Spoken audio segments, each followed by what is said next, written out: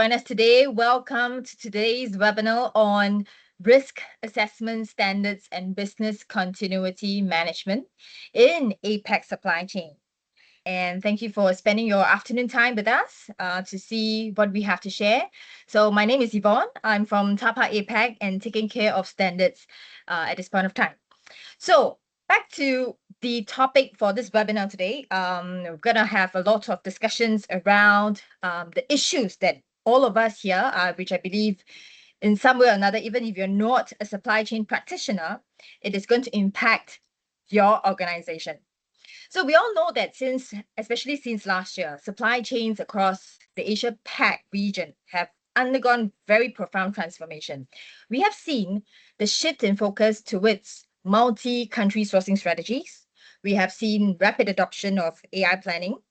We have seen increased regionalization and also more importantly, a stronger focus on resilience. So many organizations are calling for this at this point of time, whereby the trends are being driven by very powerful forces, which is like the geopolitical tensions, the disruption risk. We are seeing all the cost pressures and of course the changing customer expectations. So before I start the discussion with my experts today, I would like to bring on a video to talk about right now what have been the key focus whereby the US-Israeli war on Iran and how it's been disrupting global supply chain. And although the focus has a lot to be on oil and gas, let's see if this war per analyst is going to disrupt more than just oil and gas. So can I have my help to flash the video?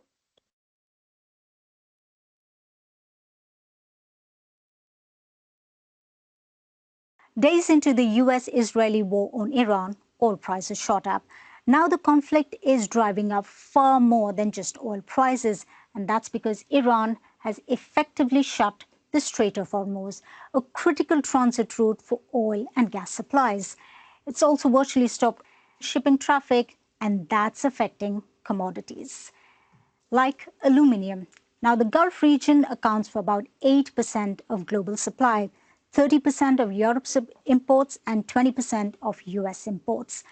Now, low cost and vast energy resources have helped the countries here set up huge smelting factories, but they rely on raw material imports. And this choke point here is not letting that happen because those shipments are also getting stuck here. So now this is driving up aluminum prices, and it's the highest it's been in years.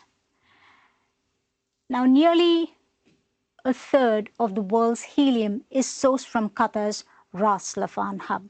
Now, helium is a byproduct of liquefied natural gas, and Qatar, as we know, is a major exporter, but it stopped production after Iranian attacks on its facility. Now, remember, if there's no LNG, there's no helium. The gas supports several industries in the semiconductor, medical imaging, and aerospace. Now, the Gulf also produces sulfur and urea. Now, sulfur is used in fertilizer processes and several other industries. Nearly half of the world's supply normally passes through the Strait of Hormuz. And when it comes to urea, the region is a major producer, but it needs to pass through this choke point to get to its buyers. Now, the disruption can have an impact on agricultural output, and that in turn is going to have impact on food prices, and they're likely to go up. And finally, we have Brazil, the world's largest sugarcane producer. And mills here can either produce sugar or ethanol, which is fuel used for cars in the country. Now, because of high oil prices, the producers are choosing to make ethanol fuel, and that's driving up sugar prices. Now, analysts say longer the disruption, greater the chaos across industries. Okay, thank you very much. So with just one incident like this, we are seeing that the repercussions is a lot. We all know it. But where exactly is your organization impacted? Are organizations actually managing and mitigating all this risk that is happening around? Now, before we go into that, so today what we're going to do is we're going to Days explore into all. the US is Yeah, we're going to explore all these this discussion through the lens of TAPA aligned risk assessment and business continuity management frameworks. And today I have two outstanding experts with me. The first one is Mr. Jason Lebasque. He has a deep expertise in global supply chain risk transformation. He's currently the TAPA APAC board member and also is the global head of protective security in Toll Holdings. Also, I have Amit Jayakumar, an expert also in business continuity and crisis response. So he's also a specialist in operational resilience across APAC. And currently, he is the CEO, co-founder of his own consultancy firm, Trinivox, and also takes care of Europe security in BMW Group.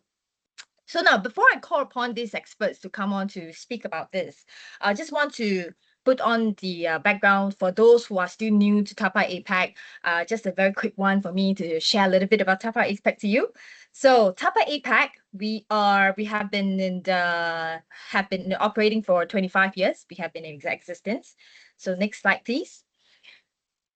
Yeah, we are a global association. So APAC takes care, of course, the APAC region, and we also have two other offices. One is EMEA, that takes care of the market in Europe, Middle East, and Africa, and we also have the America offices that takes care of US market and Africa and Canada. Sorry.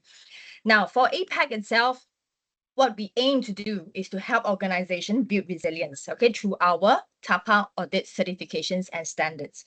So currently we have about 1,000 over members with us on our network.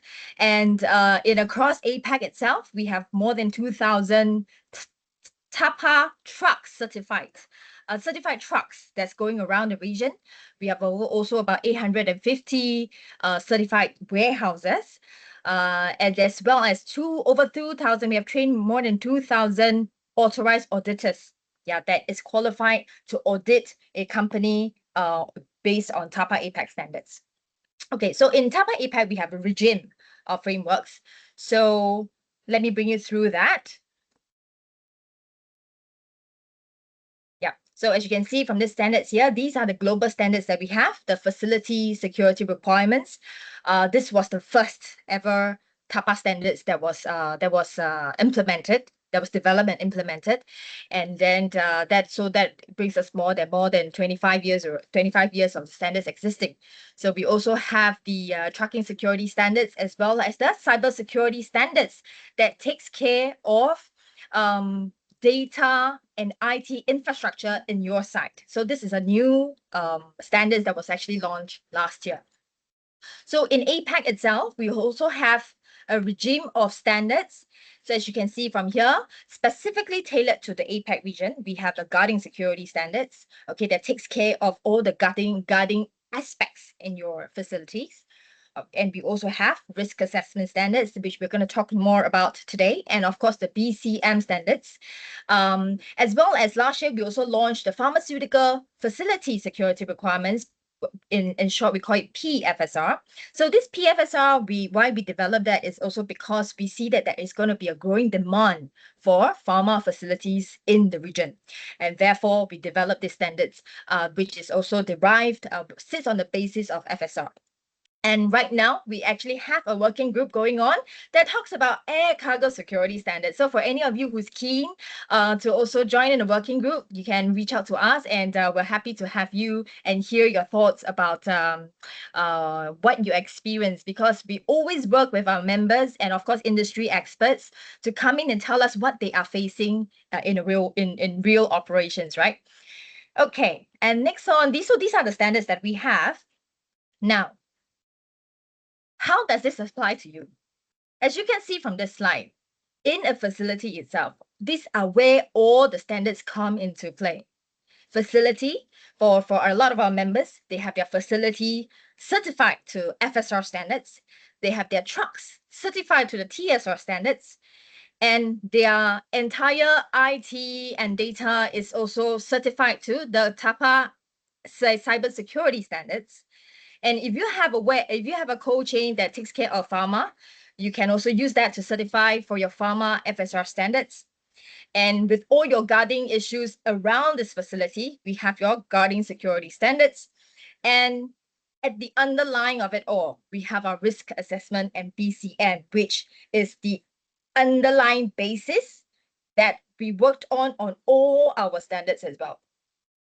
Now, before I now going to put on to why we are addressing today, because today we are going to speak predominantly, as mentioned to you, on RENs and BCM and why we need that. So right now, although our risk assessment standard was actually we started it in 2023, and then so for all our standards, every 3 years we have a revision.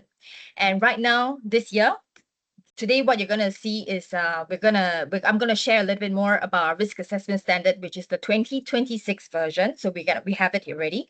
And last year when we implemented the BCP, business continuity planning standards, we have gotten feedback to say that, hey, perhaps we can extend it to become the business continuity management standards, and that is what we have done, and thereby we are rolling it out to all our members and also to the market.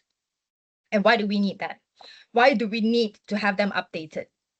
So to the next slide, you will see I'm going to touch base a little bit about what has been happening around the world. Why do we need that? So on the first point, we are seeing a lot of geopolitical and health disruptions. So on the next slide, you will see that oh, this one. Before I say that, aside from all these disruptions, right?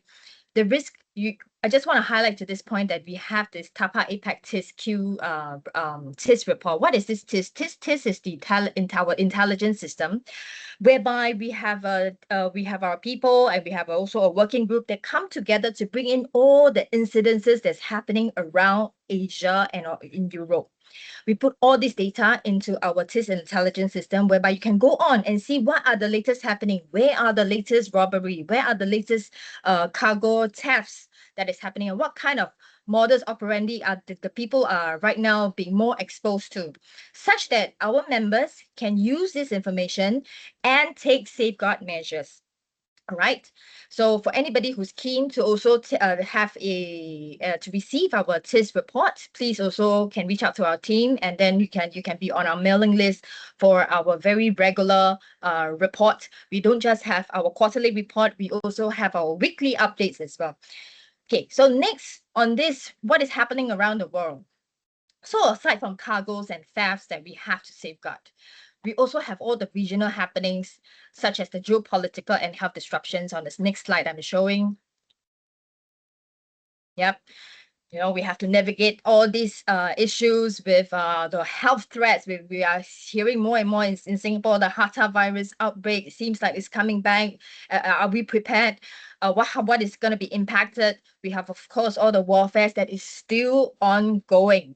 We have all the choke points in our shipping lines. Yeah. So these are all the geopolitical and health disruptions. We also have tech and climate volatility that we are also seeing. So we hear our members and a lot of industry feedback saying that, with tech, AI, everybody's talking about AI. We all know we have to use AI to make work more effective. But how do we use it? How is that going to also disrupt our IT security? So these are a lot of question marks, that how to safeguard. We also need to safeguard that, right? So we have a lot of we are getting also increased feedback that there are more attacks, there's more attempts, there's issues on how to better manage it. And on the climate point, we are also seeing extreme weather issues. Not just about the cocoa, which I think just now in the video they already mentioned something about they did mention about some agriculture crisis that is potentially coming on because of the climate, the cocoa prices soaring. And then we also have sugar that I think yesterday I saw the news about sugar. India is not going to export sugar for the next 4 months or so. So could that be more? That could be more. So what do we do? And then also we also facing labor and regulatory pressures. Yep, and all these points create operational constraints on our organization. So how do we deal with them? Now, I just want to touch on very quickly about the risk assessment version 2026 that we have. So with our latest version, what we have, you can see on the next slide, is that we have a structured, what do you call that, a reference for people who can use our standards immediately and adopt it. So with this, we have highlighted scenarios for external risk and internal risk. And with this we try to be as comprehensive as possible to put it together so that it can be a quick reference for you when you're doing your risk assessment work. And the next point, the thing about risk, the BCM.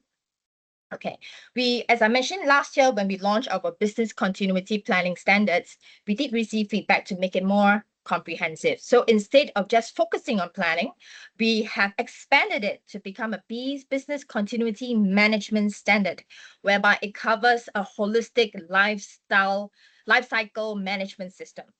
So it's instead of being reactive, right now we have changed the standard so that you can adopt it and take on a more proactive approach to your business continuity in your organization, thereby building resilience. Okay, so we will share, if I have time at the end, I will share a little bit more about the standards, but without further ado, I would like to bring on your attention to the next slide. Yeah, so this one, okay, I think I've touched on it already, so let's keep this. So I would like to actually bring on to my two experts today, who will be talking a little bit more about our focus today. Okay, so what today, once again, we're going to use from the lens of RA and BCM. We have some discussion, we're going to bring out some discussion point to get our speakers to share with us. So Amit and Jason, so maybe I'll just pass on the floor to you. Next slide, please. First point that I want to touch on is actually to speak about the major supply chain trends in APAC and their underlying risk exposure. Okay, and I have a Mentimeter that is on the next slide. If let's say you have to gather some of your feedback and your thoughts. Okay, while it is loading. So Amit, maybe I'll pass it on to Amit first. Amit, you want to say hi to everyone? Yes, thank you very much, Yvonne, for the wonderful opening and introduction. I also welcome all the guests in APAC. Warm greetings from my side here in Munich, in Germany. So, yeah, I think today's topic is going to be a little bit zooming in and zooming out, because I think there's a lot to cover. Yvonne has already talked about what TAPA does and what it brings to all its member entities. But today, I, along with Jason, will talk really about what are driving these changes. What is it that we need to focus on? Because this is what draws relevance. Otherwise, why does TAPA need to change these standards every 3 years or 2 years or 5 years? And if it is changing it, how is it relevant? How is the change relevant? So I think we're going to talk a little bit on that.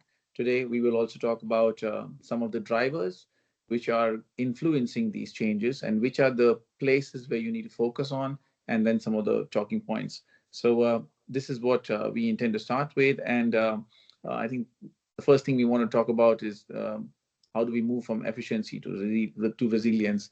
And this cannot go without talking about risk assessment standards. So I think that we've clearly moved on from an efficiency-driven supply chain to a more resilience-focused one. And the question really is, what's driving that shift? What do you think, Jason? So, look, I think we've already discussed and seen the video about the recent, well, the war that's ongoing. But the biggest driver is really exposure to those disruptions. As we've seen over the last 5 or 6 years, we've had pandemics. We've got the geopolitical tension that's going on, particularly in our region. And organisations have realised that highly optimised supply chains were actually fragile as a result of what we've seen occur from those things. So I think where the TAPA risk assessment approach comes in here is it's a systematic process, and it will identify a number of different things to you that include like cargo theft and in-transit vulnerabilities, facility and transport security gaps, and geographic and route-based risk exposure. Yvonne mentioned before about our platform called TIS. I actually head the working group for TIS, and I see Chris is on the call here. It's a really, really good tool. So if anyone hasn't used that, have a look at it, please. So, and this shift from efficiency to resilience, it's not a theoretical one. It's a response to those repeated failures that we've seen over time. So I guess that's my take on it, Amit. Yep. So, like again, you cannot go without emphasizing that gone are the days where you said that how can we make the system more efficient? How can we improve the production cost, or how can we reduce the outage or the outage vulnerabilities that we have when it comes to power? Because right now disruptions are a given, right? So, I think efficiency is right now taking a back seat, and effectiveness is again taking a front seat, because the chances are that the disruptions are going to make you ineffective, and so therefore you have to upgrade yourself to first become effective. And the only way to be effective is by adding the very abused and very cliche word resilience. And so therefore you have to almost without a doubt look out for disruptions which are going to happen. And in my visualization, put yourself like a transformer truck which is ready for the iceberg, because you're expecting the iceberg, and you should be ready with your missiles at the moment you see the iceberg. You were expecting it, and so you fire away and blow it apart. Because I think efficiency right now is not as important as being effective. And so therefore I think this is what my take on this topic really is. And so this is the direction that we are going to. Yeah. So if this was topic one that we was going to focus on, I think the second thing which we might want to take a look on from a very APAC perspective is China plus one, right? What do you think about that, Jason? So I think also, Amit, just to also interject a bit, you can see also from the responses from our audiences here today, I think the biggest concern in the next 3 years is definitely going to be just risk resilience focus, and and of course then followed by AI. But it seems like the next topic that we're going to talk about on the multi-country diversification, with China plus one, that is the big word recently for APAC, is not so much a concern yet. But then still, let's go on and speak about maybe I will talk about this diversification issue. So Jason, the multi-country supply chain sounds like a solution for a lot of the APAC region companies right now. So, but I'm sure they also introduce complexity, right? Well, certainly it certainly introduces complexity in that if you look at it with this diversification, it's kind of what I would call a risk redistribution as opposed to a risk reduction strategy. So when companies diversify into these other countries, they're taking on new security environments, varying levels of infrastructure maturity, which is a really big one, and then different cargo risk profiles. So it makes it a lot more complex, and it's the risk assessment or the TAPA standards help in this sense. Let's call it an apples for apples approach. So no matter what country you go into, you are going to use the TAPA standards.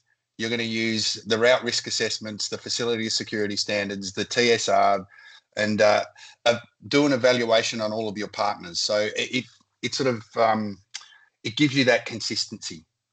Whilst it's complex, and there are those other things that I talked about, the issues around security environments, it does give you that standardization. Your thoughts, Amit? Yes, Jason, actually, I want to take off from where you've talked, because you talked a lot about how can we be better prepared to an onslaught of unavailability of for example, a production facility, which is otherwise bringing down your costs. And so therefore, how can you risk diversify yourself? And the topic what I want to talk about is so you want to pay attention and be careful of this false sense of security, so you think that you have a alternate location available, some alternate capabilities available, but have they been tested really? Has there been any real-time simulation done on that? And one also has to look deep down inside one's pockets, because in times like this, maybe we don't have the luxury to alternately prepare ourselves for everything. So therefore, the most critical topics are the only ones that we can afford to do this for. So the question really is that if one country faces a disruption, you've catered for alternate sourcing and you've catered for alternate routes, but are these activated? Have you guys practiced this real time? Have you checked it out? There could be some small glitches which can cause big problems. And if a logistics hub, for instance, is compromised, are backup facilities triggered? If they are triggered, how does it work? Do they have systems in place? And so on and so forth. And so basically, if you don't test these scenarios on a very periodical basis, they won't work when needed, not just because the scenarios will change, but the people themselves might change. And so therefore, one has to be very careful and clear that this system works with people who understand the system and who are a part of the system. Yvonne? Yep. Right.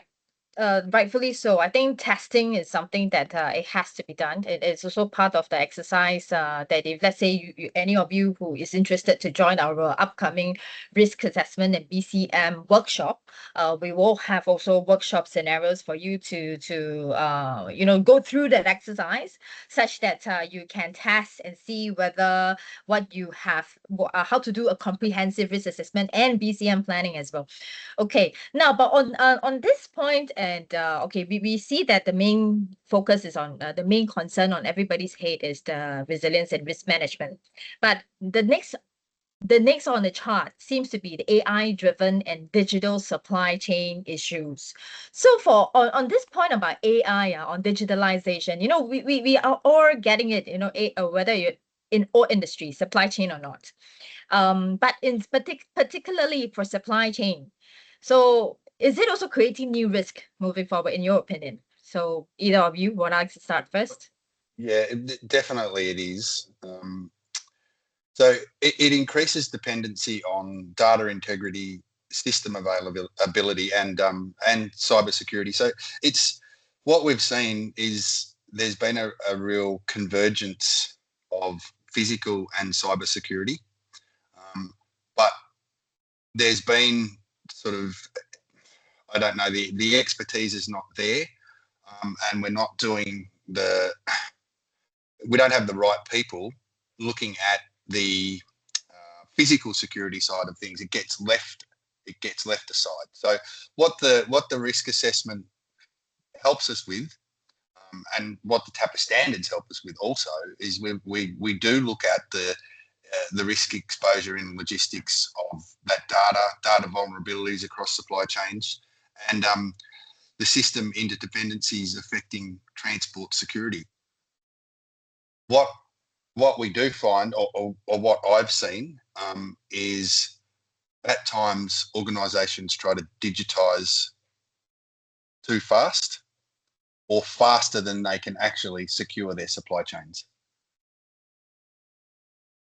Is that your real life experience yourself in your organizations? Yeah, yes, to be honest with you, sorry, Jason, go for it. You go, mate. You go.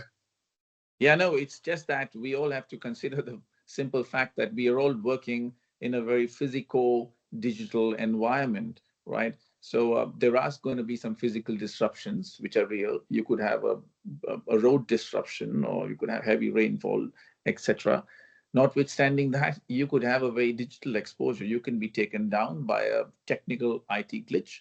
You can be taken down by a cyber incident which could have taken you down. And now, because you don't have any visibility, there's no transparency on the battlefield anymore. Doesn't mean that your goods are not moving. You just don't see them. And the question is, you can only manage something so long as you can see it. And so therefore, it's very important to understand the importance of cross-functional coordination inside your organization. So please, stress test yourselves and and do fail operational realities. If this fails, how does it work?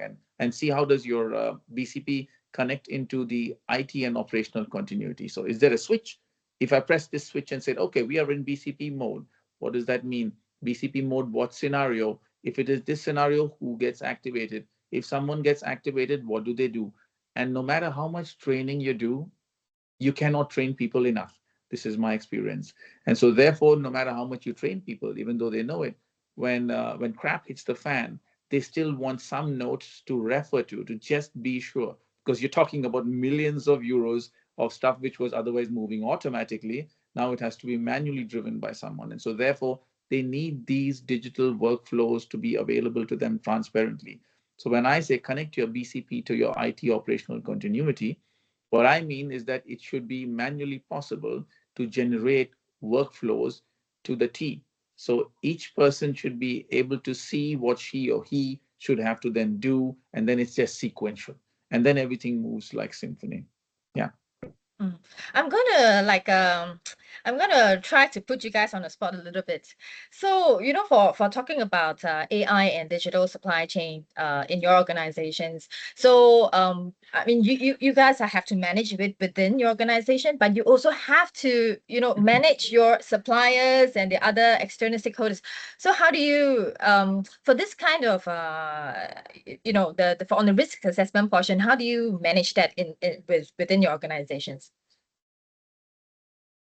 Yeah, maybe I can go with this first. You see, before you manage your risk, the question really is, because this is a very big question. Maybe we need an hour for this alone. And what I and what I can probably touch on is how can you prepare yourself to do something. So here we are talking about an AI digital disruption. First question is, are we AI prepared? Does everybody use AI? Because I think the you let the fox and the chickens the moment somebody says use AI, because then come the risks of using AI itself. And so therefore, organizations are right now across the globe transforming themselves to be using AI itself. The harp of digitalization has been going on, if not more, for a decade and a half. And what I can tell you now, digitalization, now the use of the word digitalization means classically AI. So therefore, what I think is that right now organizations are managing the risk that comes with AI itself. The organizations are preparing themselves for management of this AI, not just the risk because of the AI, but now how can people utilize this best? We are at that area right now in the industry. I see us being there. I think we will gradually move to a place where we've all become very AI proficient, and this is a good spot to be in, because then we will be able to be efficient enough to be effective to take care of these disruptions which are happening real time. What do you say, Jason? Yeah, yeah. We talked about before, like the issues with AI within our company. I think so. It's really interesting because AI, I can see if we get it right. You were talking before about businesses getting it right, but if we get it right, then AI will be able to do all these things for us. It will be straight out of let's say, for example, we do a FSR. Out of that FSR, we'll be able to build security plans in a tool that will do it all for us. But the issue now is businesses are trying to move too quickly into that. And I think that's going to really hurt them. So we just need to be patient with what we're doing with it. We know that at some point, as you just said, we'll get to that place. But just got to be. I think we've got to be careful about how quickly we try and move there. If that makes any sense. I also wanted. Yeah, and thanks, Jason. And I also want to highlight something else and maybe get your views on it. Is about the transformation in functions and in roles which pre-existed. Do the people do the same things that they were doing in the past, Yeah. or times have changed? And now reorganization and transformation does not just mean what you will do; it also means how you will do. And so, therefore, for instance, let me talk in a brief nutshell to keep it very, very target oriented. If you were discussing supply chain, so predominantly was supply chain including only A, B, and C, or does now supply chain also have to take care of D, E, and F? Not just because uh, problems have increased in number, it's because capabilities have improved. With technologies like AI in the marketplace, you want to get better. Nobody's saying let's remove people. All we are saying is there was no better time for AI to come than now, because right now I just don't imagine how we would be able to put all these things together without AI. How could this be done? And some comments from you, Jason, on decision making and how does it all pan out? Yeah, well, I think we have to be very careful in the sense that we don't let AI, and talking from a physical security perspective, we don't let AI take over the expertise that many people on this call have in relation to physical security. It's something that needs that human input, and I've seen it a number of times where security, particularly physical security teams in businesses, get chopped apart. Sometimes I talk about it as a race to the bottom with security. So who can spend the least amount of money on physical security? But then on the other hand, I mean, you were just saying what it can do for us. If we get AI right, and I could envisage this happening in the TAPA standards, our camera will just about do everything for us. It will almost do everything that the guard would do. It will be your alarm system. You won't need a separate alarm system. So yeah, it's a very interesting one. Mm, good points. I think this is Just also, one I last mean, comment from my yes, side, yes, I Yvonne, mean, yeah. and this is what I talk about is again highlighting what Jason has talked about. It's the integration. We have to see how we as organizations are integrating ourselves well with the technologies. So yes, they're going to have the AIs come in place. It's going to get better and better and better, and it's going to get better very quickly. So the question really is, are we catching up with this? And not catching up with this because we are bad. We need to catch up with this because it's making our life easier. It's made my life easier by lots. I could have otherwise imagined myself pulling out my assault rifle and getting into the minefield. But now, you know what? I can just sit in my chamber, on my pavilion, and I can have some little robots do that for me. And all I have to do is play with some switches. This has really reduced my risk. It has not changed the threat by much, but it has reduced my risk, created transparency, and improved operations by so much that now I can protect more area. So I've just gotten better. My span has increased. Yeah, Yuan, over to you. Truth being told, that AI has make the work faster, and potentially, like what Jason has mentioned, it could be the point whereby, with our cameras, it can taken over. Potentially, okay, but we're saying potentially here, it can take over all the security guards work, the civilians work. So, but also I think this also points out to the fact that yes, technology is going to be here to stay. There will be more new features in the technology, but then this is also going to be a critical component, that we have a very sound risk assessment and BCM around it. Yeah, I would like to also now bring us to the next point. There's a Mentimeter that I also want to bring the attention of our audience here today. So with all that we have talked about just now on the AI, on the geographical situation, on the China plus one.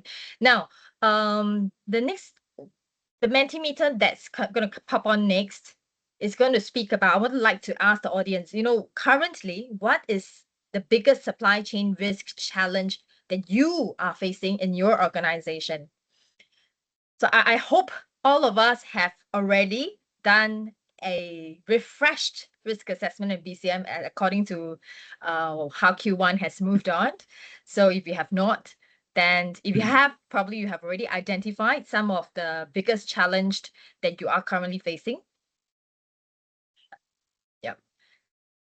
So keep that response coming. So on that, I would like to touch on the part about regionalization portion. We have, Donald Trump going to China to visit. We have all the taxes, all the trade taxes that's imposed by the U.S. still going up and down, like the stock market.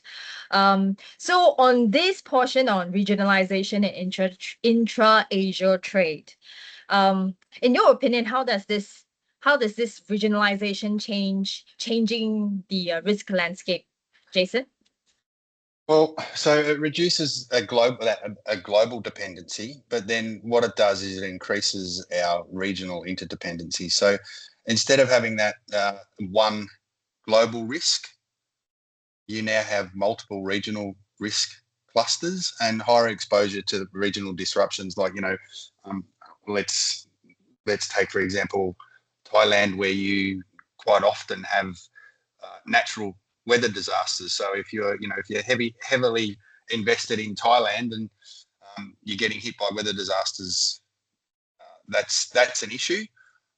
But what the risk assessment helps, it helps to map these high risk corridors, cross-border vulnerabilities, and regional our regional cargo theft hotspots, a number of different things. So yeah, that's Yep. look, that's Yep, I my fully agree. I fully agree with what you're saying, Jason. And in my point of view, I want to, when we talk about regionalization and what is happening inside, for instance, Asia and how does the trade work, then I really want to first again zoom out and then again zoom in. And for the zooming out activity, I would like us to visualize maybe two or three of the major geopolitical situations going on in the world. We have East Asia, we've got the China Taiwan situation, then we've got the mess going on in the Middle East, and then we have the Russia Ukraine situation and the threat to whole of Europe.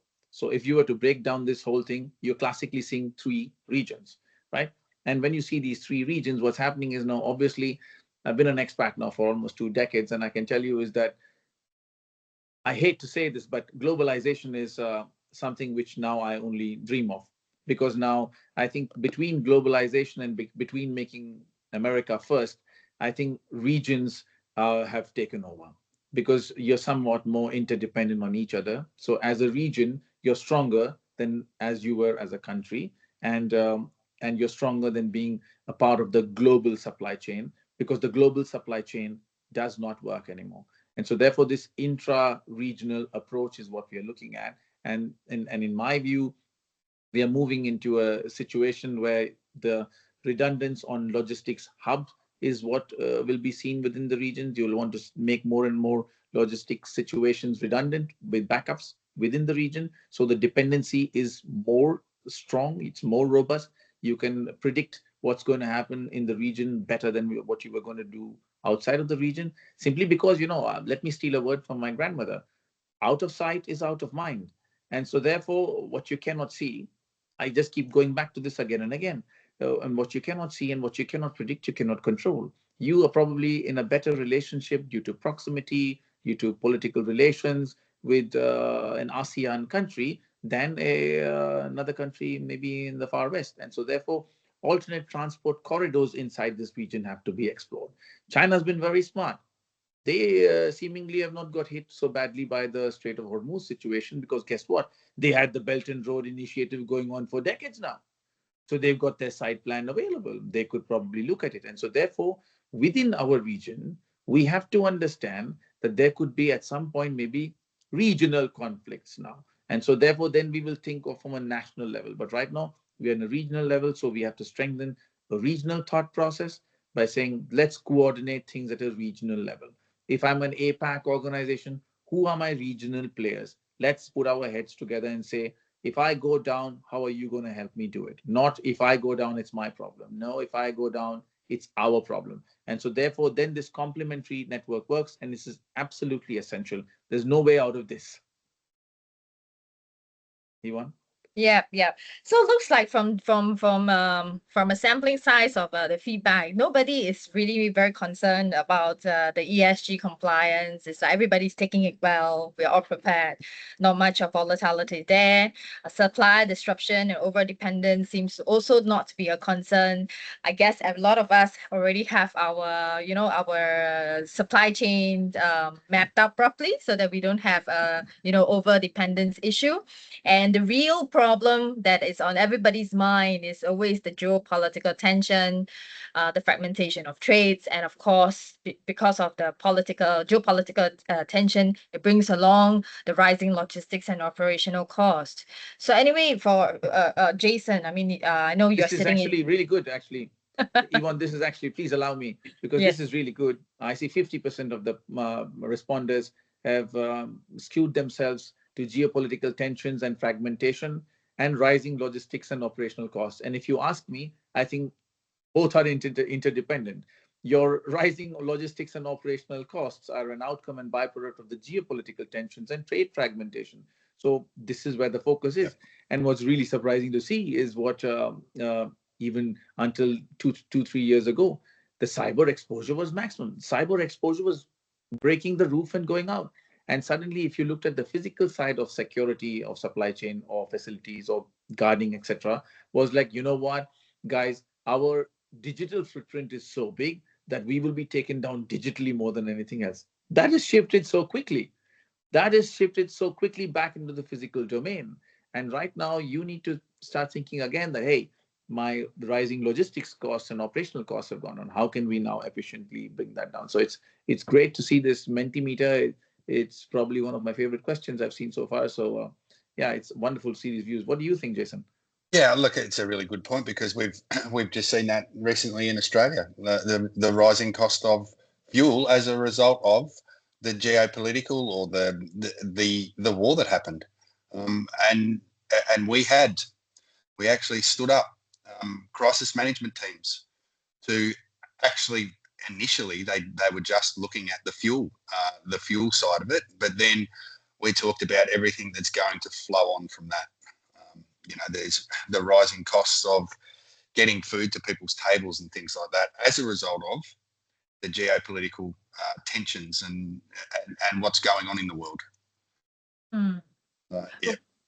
Okay, I have one more also Mentimeter that I would like to bring it on before we go to So on this portion we were talking about all these disruptions, right? And just want to understand from the audience here for business continuity capability, which one do you believe that it delivers the highest value during the disruption? As I mentioned, with all the disruption that we have been discussing so far, I suppose you already have a plan or an old plan that you fell back on, and what do you think that was which do you think it helps to deliver the highest value? Could it be the risk assessment and early warning? Also, we have crisis management being the most important. Okay, so seems to that, for crisis manager, I just want to, I think, Amit, you are the expert in this. Look, I think to be very frank with you, I don't consider myself an expert in crisis management any more than somebody else, because we are living in a world where we are getting hit on the face. I mean, the crisis is not a uppercut or a pull anymore. Crisis has become a jab. It's coming at you all the time. It's become a jab, and you're getting jabbed at it all the time. So I think from a crisis point of view, we've all become very akin to dealing with disruption. So given the fact that disruptions have become so common, I think there is a very low tolerance for disruption now. Because earlier, a disruption would happen and people would go, oh. Now, when a disruption happens, people say, how the hell did you not have that planned out? Why didn't you already know? There were telltale signs written everywhere, the painting on the wall. What more did you need to tell you that you had to prepare it? And guess what? Jim and Jack, right in the same neighborhood, as big companies that we have taken measures. So what did you do? And so therefore, I think there is a very low tolerance for disruption, good or bad. I don't know, but there is a very low tolerance for disruption due to its occurrence. And therefore, this is the reason why continuity management again comes inside, because BCP will tell you what to do and BCM will tell you really how to do it well. And why do you need this is because when you have this management system in place, it is checking your plan.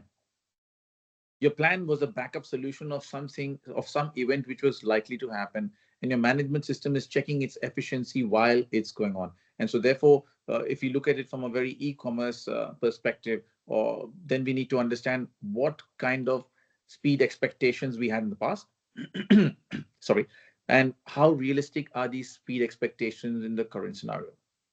So therefore, we have to look at it from a point of view that we could have a downtime in logistics for 2 days, 3 days, 4 days. How can we set up our customers' expectations? How could that impact our prices? What are the resources which will suffer, and so on and so forth? So this has to be planned, because at the end of the day, this is not a mom and pop shop. This is a business that we are running, and it has to be profitable at the end of the day. And so therefore, managing peak demand surges and to ensure this high velocity logistic environment is the name of the game. And these are my 2 cents on this, Yvonne. Before I pass on to Jason, I just want to point on the fact that you mentioned about e-commerce and speed expectations. Yeah, I mean, the world has gotten so what do you call that? So accustomed to fast delivery, and for a lot of LSPs, we are always thinking of what to do to make delivery even faster. So that expectation now, is it time that the market right now has to sort of change the expectation? And of course, if let's say we want to continue to keep to that speed of delivery, does it mean that we will have tighter margin of error? Maybe to Amit first. Well, no, sure. Well, Yeah. sure, absolutely, Yvonne, because the race is between not the fastest, but the race is between not being the slowest.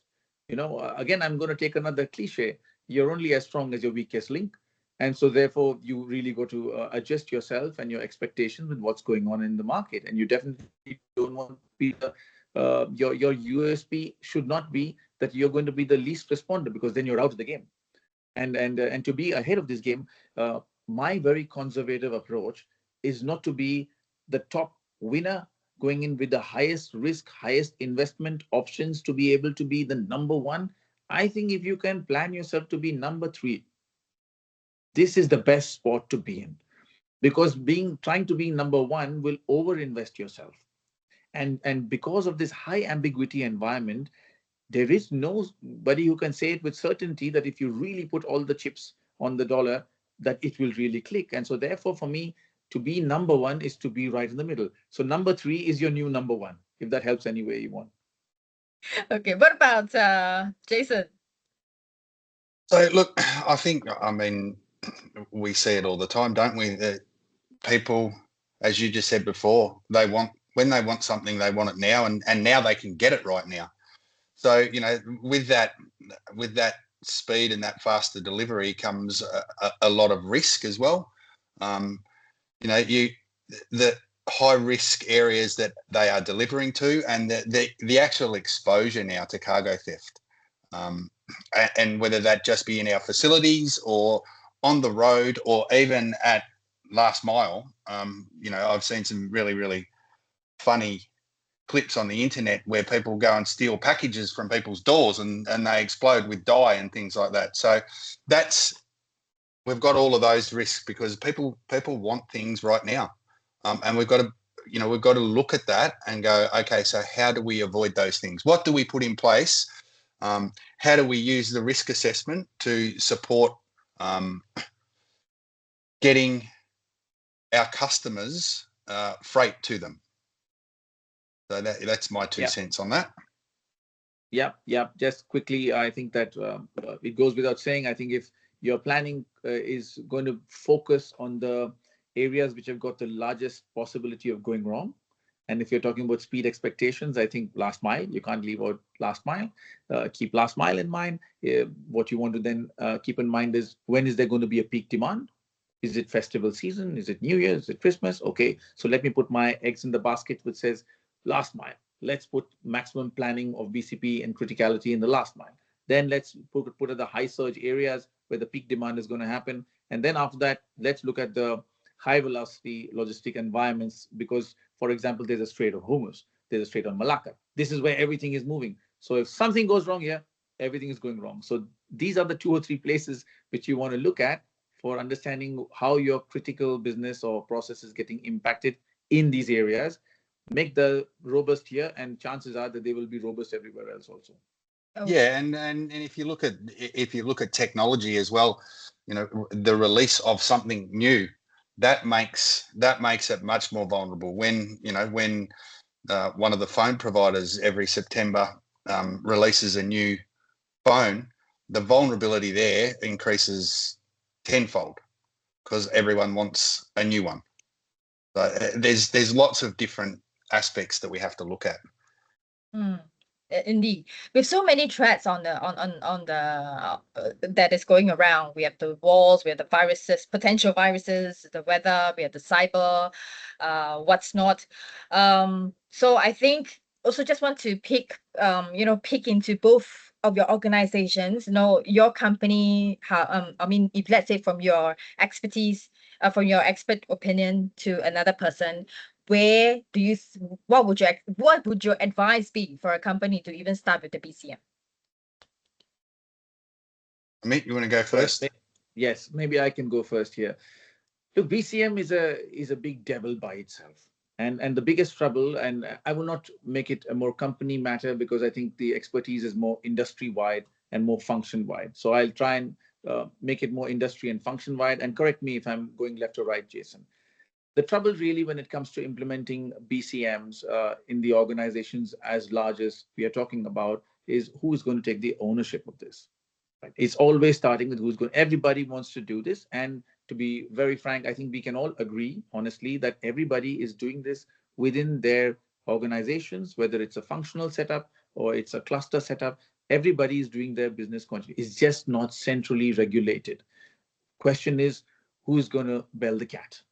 And who's going to take responsibility for this? And this is sometimes the biggest discussion to have even before you start rolling out in BCMS. Now, given the fact that security is in the eye of the storm, it often finds the most enterprising leaders at the top. And then when they see others not doing anything, because of their pivotal role, they are somewhat placed in a position where they can offer their support and saying, hey, I'm coordinating this function globally on an everyday, every minute basis. So given the fact that I have this reach, given the fact that I have this kind of a network in the organization, why not I utilize my reach and my network to deliver another product called BCM? And this is then how it gets channelized. And this is where I think is the starting point for a large organization to first take ownership of the BCMS. And then after that, I think it's like coordinating another topic or another standard where you have coordinators in different hubs and spokes, and basically you deliver. Or have I missed something, Jason? No, I think you make a very good point. I think that doing that, and I think what we also have to do is make it quite simplistic for our operational people and our business leaders to actually have their input into the BCMs. I'll leave names out. I won't talk about companies, but I do know a company who recently the risk and audit team felt that they could do business continuity management a lot better. So they took it off the security team. And at this stage, 18 months down the track, it's being given back. So it's an interesting one. And as you say, it bounces around, but it needs a home and it needs the coordination. Yes, and needless to say, as a part of the orders we get to help organizations roll out their BCMS, I think, again, I want to take a clue from what you said, Jason. There's a lot of hand-holding which is required. And so therefore, if you or your function has been given the responsibility of rolling out BCMS, I think now that the bell is found a neck, what you want to ensure is that you have workflows in place which are digital, which are transparent, and which can be mapped in advance, because people need to create for time for a topic like this. Otherwise, you will have a BCP which is not effective. And so therefore, what you need to do is have these workflows in place. Who does what? How do they do it? How does it marry into each other? And this should all be API based, interface based. It cannot be manually driven. It all has to be automated. And so therefore, I don't know if you are using systems like Signavio for having your processes, superficially laid on top of each other. Not that Signavio pays me anything, but the fact that I would say that you need to have these interdependent systems and workflows moving automatically, which should be very self-driving, which should be very self-driven. And so this is what I would suggest, Yvonne, as a driving force for BCM moving forward. Thank you so much for to the both of you for your insights and sharing. I know you guys are sensitive. There's certain sensitivity, you know, but we are happy that you guys actually share. Also, I think Amit, to the point that you also did mention to me before we were preparing for the call about bouncing forward. No more that in this industry, in the industry that we are in this today's world, there will be no more bounce back, right? It's going to be bouncing forward. Is that right? Yeah, that's right. Yes. Okay, so with that, let's okay, right now I think we are a little bit short of time. I mean, thank you so much for the both speakers for sharing their insights and their thoughts on how to, you know, how even better, how what are the points to take note of when you're doing your risk assessment, and of course your business continuity management. And to the point of the Q&A, I think if let's say you have any questions after this webinar, you can feel free to share your questions with us, and we will take it on with you individually. And with also, I would like to highlight the point that right now with this risk assessment version 2026, as well as the business continuity management standards 2026 version, we will have our first workshop on this. So to the workshop details, we will have it in Vietnam. So if any of you in Vietnam or you have your office in Vietnam, do join us for this workshop. Yep. You want to flash the slide on that Vietnam? That's going to show you, yeah, the beautiful slide here on this Vietnam conference at the Vietnam Superport. This is a collaboration with YCH Group and TAPA APAC. And yeah, we have a conference, a one-day conference there, and followed by trainings, RAS and BCM workshop follow in the next 3 days. So feel free to reach out to us, you know, scan the QR code there if you are keen to register. So in that workshop, you will be able to learn and get more, you get the hands-on, not just learning about the requirements, but also putting all these requirements into practice. You know, like example, how you're going to start with your business impact analysis. You know, we all know we can't protect everything equally. So how do you do a proper and sound analysis of that? And with that, so the BCM standard is going to give you the framework to do exactly what is needed in the supply chain context. Okay, and next we also have a membership survey that I would like to bring to your attention. So for those who are our members, we would like to take this opportunity to get your thoughts about what TAPA APAC, your experience with us so far. So do share your feedback with us. Just similarly, scan the QR code to get to give us some of your thoughts about TAPA APAC on a whole.